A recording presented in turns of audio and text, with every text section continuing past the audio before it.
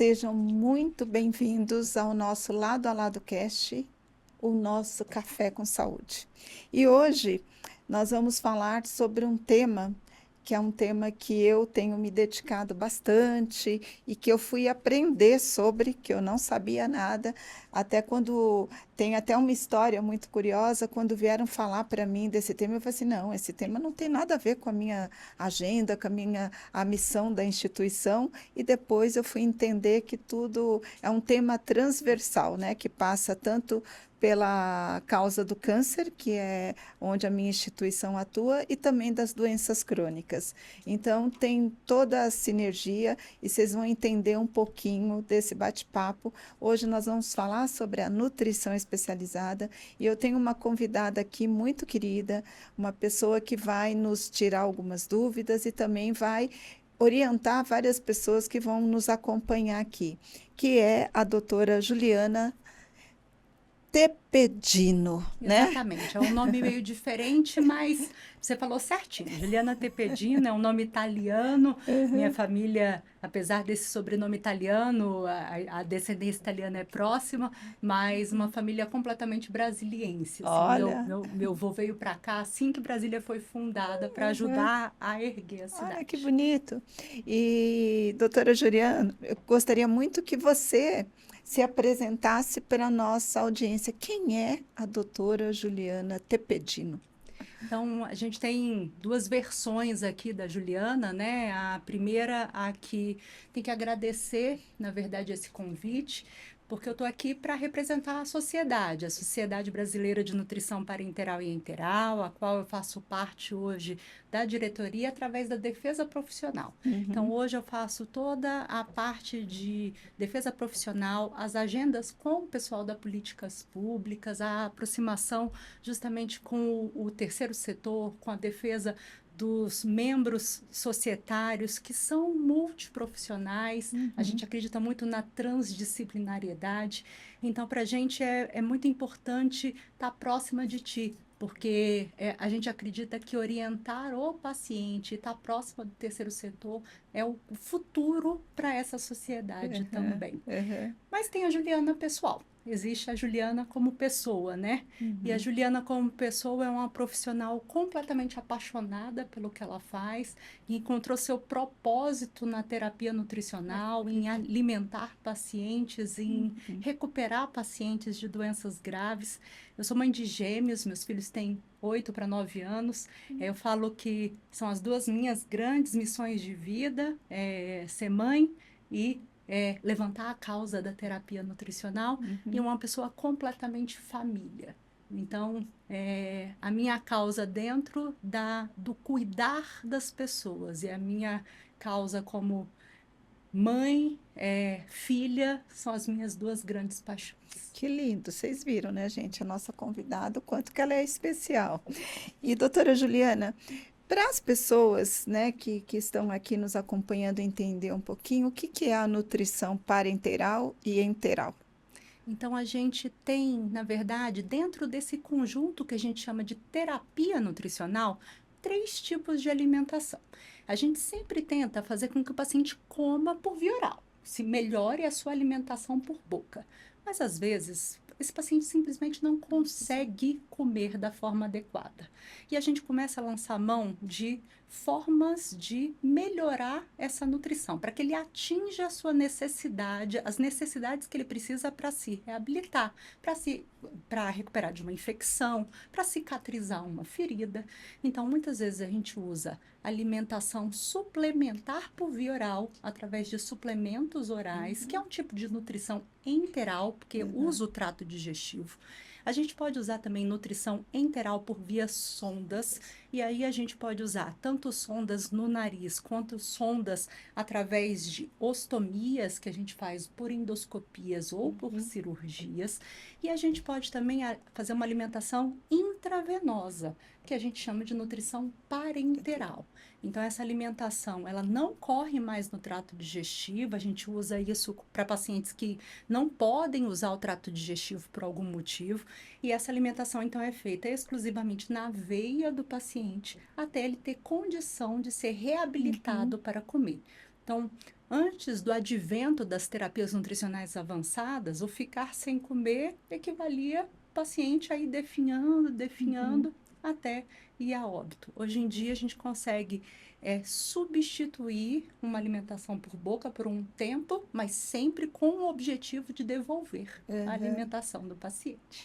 E olhando para o cenário dos pacientes oncológicos, que é a nossa grande causa, aqui, né? A gente fala muito na nutrição especializada, né? E a gente, ao longo do tempo aí, tem visto o desafio que é esse paciente, ele ter acesso a essa terapia, a essa nutrição. E quando a gente levou para dentro da Política Nacional de Prevenção e Controle do Câncer a nutrição especializada, muitas pessoas nos questionaram, muitas pessoas, mas por quê? Né? E a gente foi buscar ajuda, né, tanto da sociedade quanto de outros atores aí desse ecossistema da oncologia, e aí a gente foi entender da importância. E colocamos dentro da política, né? Hoje ela está lá dentro. Só que a gente ainda é aquilo que eu costumo dizer, né? O papel, ele aceita tudo. Exato. E o nosso desafio é fazer com que saia do papel e aconteça de fato, né, na vida das pessoas. E aí eu queria saber o que a sociedade tem feito para somar esforços, né, junto com o terceiro setor, para a gente conseguir, de fato, que o paciente oncológico ele tenha o acesso no momento que ele precisar dessa nutrição. Então, voltando para um dado importante, que isso, como você falou, né, quando a gente começa a se debruçar por esse tema, a gente vê a importância disso, a gente vê que dos pacientes hospitalizados, quase 40 a 50% dos pacientes cursam com desnutrição associada à doença. Quando a gente fala dentro da oncologia, essa estatística pode chegar a 70% a 80%. Isso é muito alto, né? A gente está falando de uma doença que acompanha o tratamento oncológico na maioria das vezes. E que se a gente não tratar, ela vira um ciclo, onde a própria doença oncológica traz a desnutrição e a perda de musculatura com perda de função, que a gente chama de sarcopenia. E o paciente que tem desnutrição e sarcopenia, na verdade, ele tem pior prognóstico oncológico hoje. Como é que a gente sabe isso? Na verdade, a gente sabe que esses pacientes têm mais toxicidade ao tratamento e eles acabam parando mais o seu tratamento por causa das toxicidades. Então, quanto mais frágil ele está, menos ele tolera a químio, menos ele tolera a rádio e menos ele se recupera das cirurgias de forma adequada, fazendo então que a gente não consiga seguir o tratamento oncológico da forma adequada.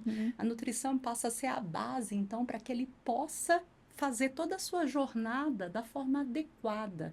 E a nutrição especializada, então, ela está em todos os pontos do tratamento oncológico. Eu falo sempre para todo mundo que está nesse ecossistema que o momento de encaminhar o paciente para a parte de terapia nutricional é no diagnóstico, para que a gente saiba exatamente como atuar com ele. Porque o paciente tem como proteger sua musculatura se ele não está com sarcopenia, que é essa perda de musculatura e com perda de força, mas ele também pode ser visto uma desnutrição super precoce e a gente já atuar antes que isso vire uma bola de neve. Então, trazer isso para dentro da política pública foi fundamental. Essa é uma coisa que a gente vem há anos lutando junto com a sociedade. A gente tem essa campanha, que eu estou até usando a camiseta e trouxe uma para te dar de presente, que chama Cuidados. Ela é um mnemônico, onde cada letra diz para a gente um dos processos que a gente deve fazer do ponto de vista profissional, para que a gente possa atentar para a questão da desnutrição associada à doença. Mas é importante, cada vez mais, a gente empoderar o paciente, a família, para que isso também seja cobrado dentro do tratamento. Lógico. Porque quanto mais o paciente tiver acesso à informação, mais ele mesmo entende que isso é parte fundamental do tratamento dele. Sim. Eu tenho uma informação aqui que eu acho que ela reforça muito isso que a gente tem falado e esse cuidado oncológico, né? Mais de 80% dos pacientes com câncer têm perda de peso significativa no diagnóstico, que você trouxe muito bem. Entre 50% e 80% evoluem com desnutrição ao longo do tratamento. Perfeito. 20% não morrem pela doença, Morrem da desnutrição. mas morrem em decorrência da desnutrição.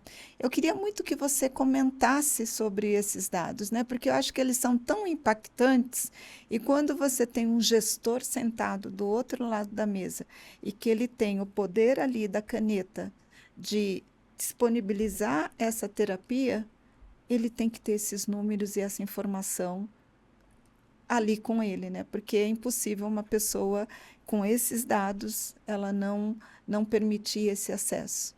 E o mais interessante, hoje a gente já tem dados, inclusive, de custo-efetividade, mostrando que cada R$ 1 que a gente investe em terapia nutricional, a gente economiza no mínimo 4 para o ecossistema. Então, além de tudo, é uma terapia custo-efetiva, coisa que é muito difícil hoje a gente achar dentro do sistema de saúde, porque as coisas estão encarecendo de forma escalonada. Então, a gente vê hoje que é um game change para o ecossistema de saúde, para o profissional que está prescrevendo, porque a gente vê o paciente muito melhor do que ele estava antes desse tipo de terapia, e para o paciente é um antes e depois que não se compara, sabe? Eu tenho inúmeras histórias para contar aqui. Eu tenho quase 18 anos de terapia nutricional, sendo que boa parte deles eu trabalho com doença oncológica. Hoje, praticamente todo o meu tempo, eu faço jornadas oncológicas dos meus pacientes, principalmente jornadas cirúrgicas e pós-cirúrgicas. E o que a gente vê é que se a gente não prepara esses pacientes para essas jornadas, se a gente deixa a desnutrição se instalar para que a gente comece o tratamento, a gente perdeu o timing correto. Sim. E é isso que a gente está vivendo, tá? A gente não recebe esses pacientes no momento correto. E por isso essa estatística que você está mostrando. A gente deixa a desnutrição aparecer para começar a fazer alguma coisa. Enquanto hoje, prevenção é a melhor coisa que a gente pode fazer, como em quase todas as áreas da saúde.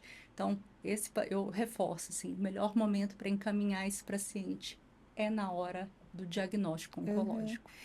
E aí, doutora Juliana, tem algo que também me toca muito, que é quando você olha para os vazios assistenciais, né? Quando você olha aquele paciente, que ele às vezes tem que percorrer 600, 800, 1.000 quilômetros para tocar o seu tratamento, para fazer a sua químio, para fazer a sua radioterapia.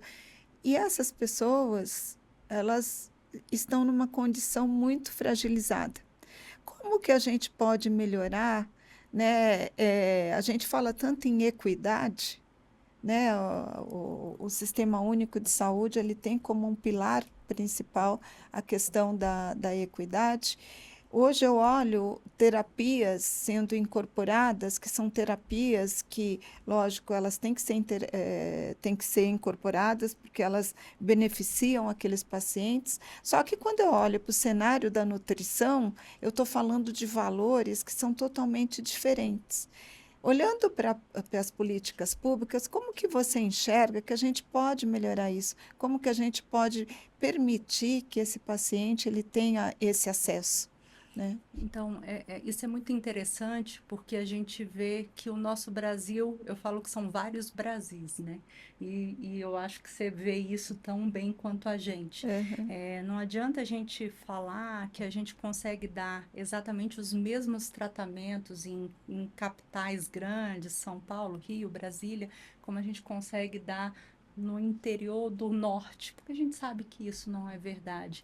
Mas o que a gente pode fazer para mudar isso? Eu acho que as políticas públicas ajudam demais, mas as políticas públicas que a gente efetivamente coloca no papel, cobra e faz com que elas aconteçam. É o que você falou, tá no papel, não resolve. Aham. A gente tem alguns anos que a gente tem portarias na parte de terapia nutricional fazendo com que equipes multiprofissionais de terapia nutricional sejam obrigatórias, para Uhum. que a gente sempre tenha um médico, um farmacêutico, um nutricionista e um enfermeiro responsáveis pela terapia nutricional desse paciente. Isso está na portaria, isso é legislatório, isso deveria ser cobrado de todos os hospitais, mas a verdade é que tem um monte de lugar do país que isso tem no papel, mas E não não existe na acontece. prática. Então, a verdade é que a gente precisa, eu não sei se a gente precisa de tanto mais legislação. A gente precisa, muitas vezes, é que o que a gente tem seja Seja cumprido. cumprido.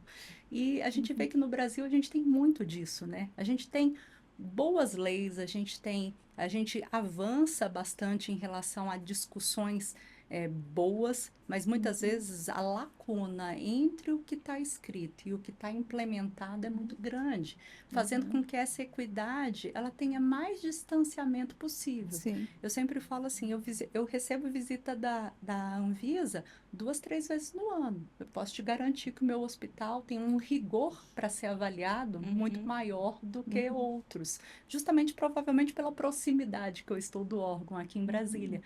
Mas a gente teria que ter esse rigor para todos e Aham. não só para grandes capitais. Aham. Eu acho que isso poderia ajudar bastante. Aham. Enquanto isso, eu acho que a gente pode fazer uma grande rede do outro lado, se unir para que a gente possa cobrar que isso seja melhor aplicado. Lógico. E como a sociedade ela tem feito um trabalho junto com a organização civil para empoderar o paciente, porque muitas vezes é empoderando o paciente, a família, que eles vão nos ajudar, né, junto com o terceiro setor, a fazer com que a lei ela saia ali do papel e aconteça, né?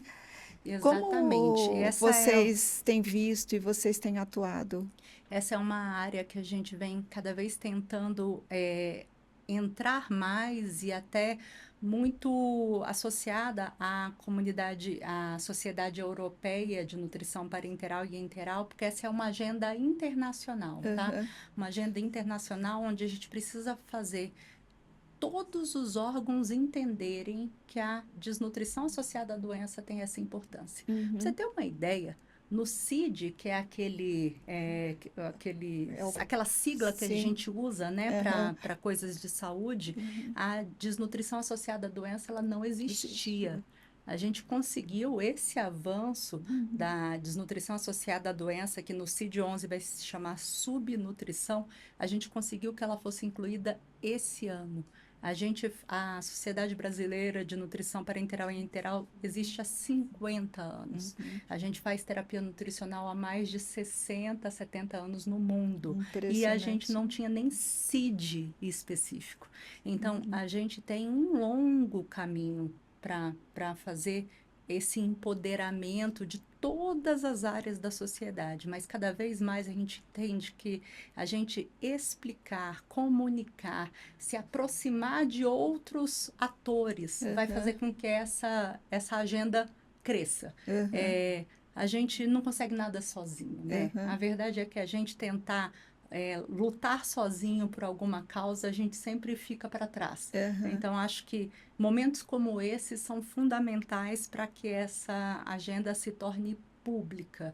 E eu Uhum. acredito muito que o paciente entendendo o benefício que ele pode ter disso, ele mesmo vai Sem cobrar que dúvida. isso seja feito.